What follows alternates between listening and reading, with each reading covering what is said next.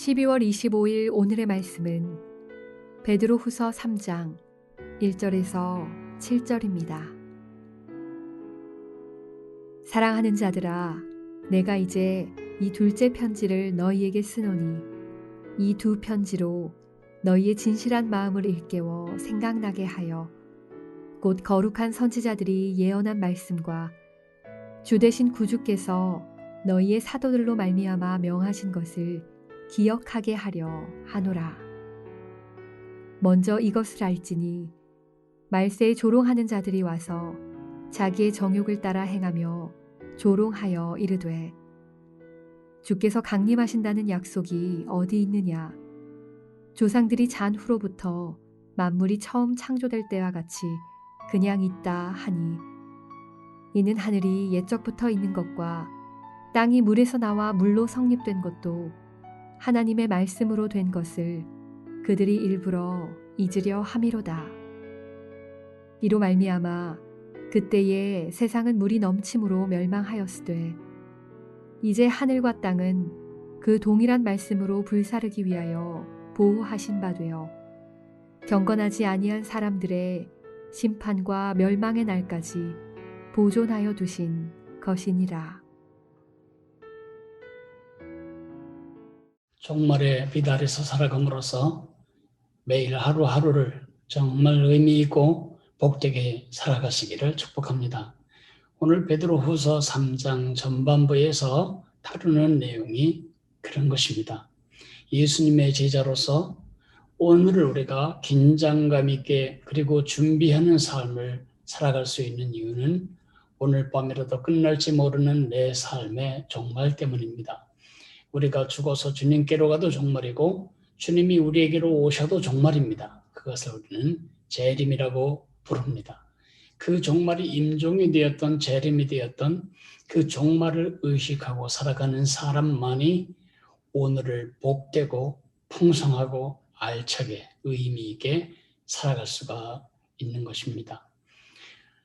우리 삶이 방탕하고 값없이 낭비되는 이유는 이 순간에 대한 가치를 잊어버리기 때문입니다. 우리가 죽을 때가 돼서야 살아온 날들을 낭비한 것에 대해서 아쉬워하고 안타까워 하는데 그럼이 없이 우리 종말을 맞기 위해서는 그 종말의 빛으로 오늘의 삶을 살아가는 것입니다. 거짓 선생들의 1번지 문제는 주의 재림과 심판에 대한 진리를 왜곡하는 것입니다.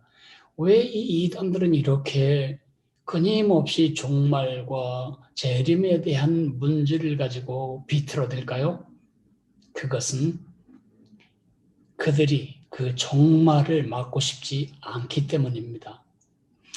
자기들의 이익과 기득권을 누리는 삶을 종말로 말미암아 갖고 싶지 않기 때문에 이들은 그때나 지금이나 종말에 대해서 비웃으며 말합니다.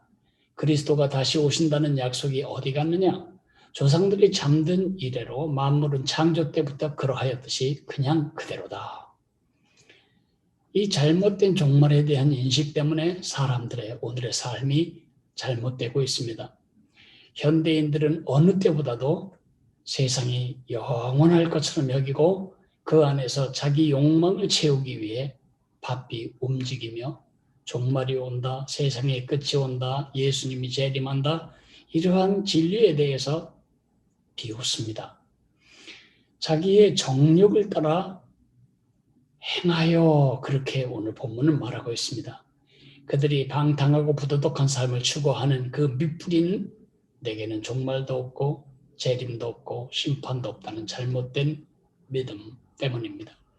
그 말을 뒤집으면 성결하고 충성스러운 오늘을 사는 유일한 길은 오늘이라도 내 종말이 내게 임할 수 있다는 긴장감, 그것입니다. 죽음을 답으로 해서 역산하는 것입니다. 삶을 역산적으로 살아가는 것입니다. 죽음과 심판의 긴장감으로 오늘을 사는 거죠. 전도서는 이렇게 말합니다.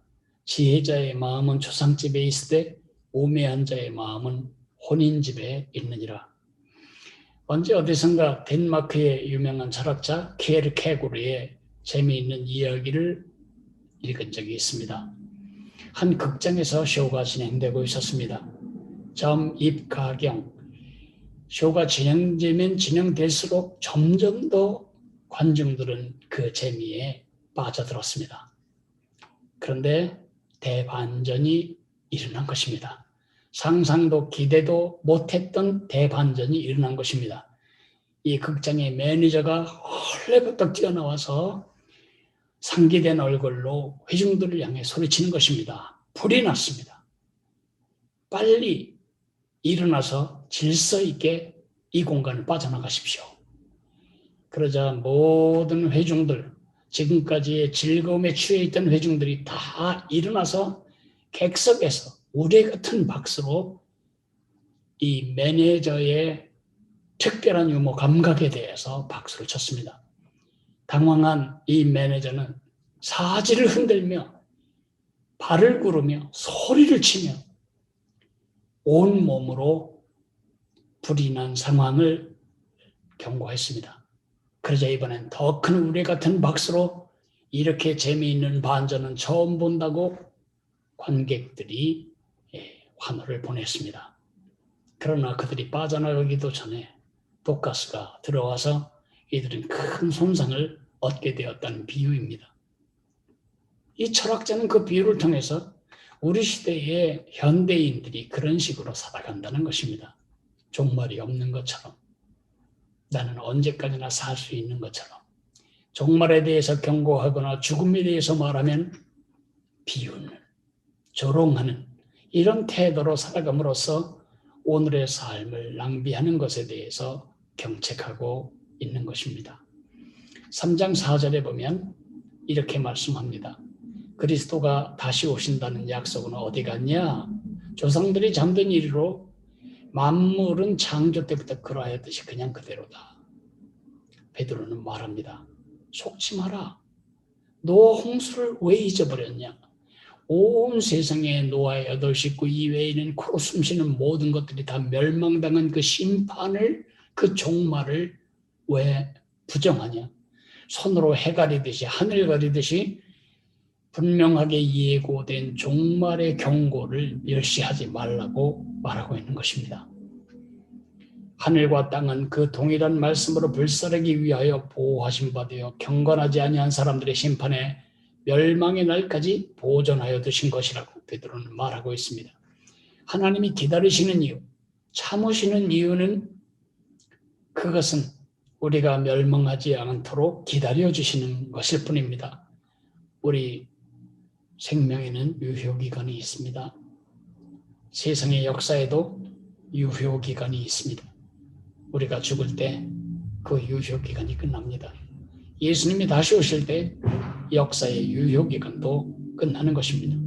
왕이신 예수님은 그의 약속대로 반드시 다시 오신데 그의 오심은 그의 제자들에게는 소망과 축복과 영광의 순간이 되겠지만은 그를 배신하고 조롱한 사람들에게는 형벌과 심판의 순간이 될 것입니다. 그러니 어쩌란 말입니까?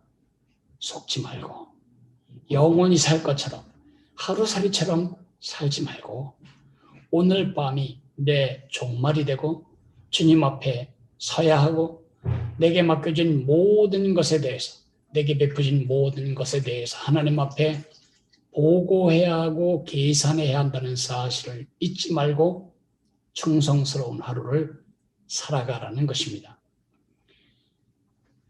오늘 우리 자신과 우리 자녀들과 우리 형제자매들을 위해 우리가 기도해야 할 것입니다. 종말의 빛으로 오늘을 사는 지혜로운 예수님의 제자로 살아가도록 기도하겠습니다. 사랑하시는 주님, 종말이 있습니다. 끝이 있습니다. 우리는 그 끝을 향해 가고 있습니다. 우리가 오늘 밤이라도 세상을 떠나면 예수님 앞에 가야 합니다. 예수님이 우리에게 오시면 우리의 모든 소중하게 여겼던 삶을 다 털고 예수님께로 가야 합니다. 이 종말의 빛 아래서 오늘을 살펴보면 다시 없을 소중한 기회, 억만 금을 주고도 연장할 수 없는 하루를 우리가 살고 있다는 사실을 생각하게 됩니다. 중환자실에서 생명의 위기와 맞붙어 씨름하며 단 하루라도 더 살 수 있었으면 하는 바람으로 얼마나 많은 사람들이 지금도 생명을 소중하게 갈구하며 지금 씨름하고 있습니까? 우리에게 주신 이 생명의 기회를 허비하지 아니하고 낭비하지 아니하고 정말 의미 있게 사는 유일한 방법은 죽음의 비달에서 오늘을 사는 것입니다. 종말의 비달에서 오늘의 기회를 붙드는 것입니다.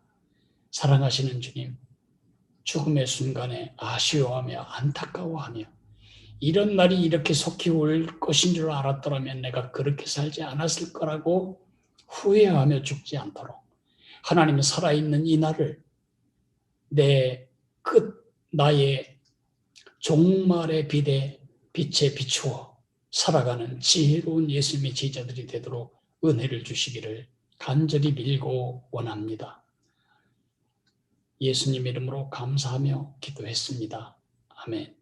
하늘에 계신 우리 아버지여, 이름이 거룩히 여김을 받으시오며 나라가 임하시오며 뜻이 하늘에서 이루어진 것 같이 땅에서도 이루어지리이다. 오늘 우리에게 일용할 양식을 주시옵고 우리가 우리에게 죄 지은 자를 사하여 준 것 같이 우리 죄를 사하여 주시옵고 우리를 시험에 들게 하지 마시옵고 다만 악에서 구하시옵소서. 나라와 권세와 영광이 아버지께 영원히 있사옵나이다. 아멘.